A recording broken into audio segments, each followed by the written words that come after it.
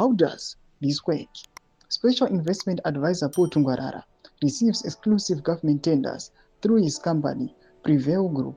This includes projects such as Presidential Hospital Renovation Scheme and the Presidential River Rehabilitation Program, among others. Zanabina mashoko tuna kremoch iruya pangwa inoe leaving no stone unturned ichiexposa aiwa Tungwarara pauchetene macompanies ake aruya achinzi se ariye anongogreba matenders ekurenoveta achiwanda nezita aiwa rekuti is the presidential advisor. Don't subscribe or like on the bell icon.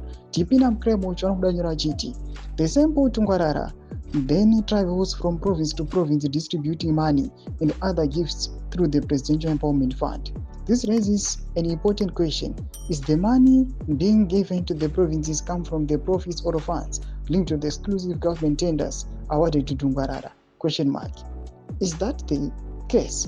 How is this arrangement justified? And how are these funds accounted for?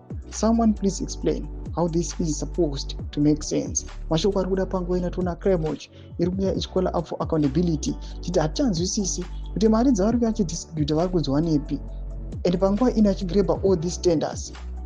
Why is he the only one?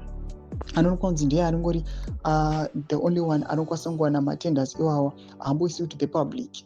But panguva ina kunoonekwa kunzi zvinhu zvinongoitwa in private kuti mukatonzi atotora tender zvatodai. Mashoko arikuda panguva ina anokwa kunzi macitizens ane maquestions akawandisa ari kusara asina mhinduro. And panguva ine tichiona kuti nemafactional fights aripo vanhu they are doubting kuti zviri kuitwa nezvigananda dzinenge dzisiri tsitsi kana kuda kudevelopa nyika yeZimbabwe. But kunyazi kunokwa kunzi they've got the aim to loot and go.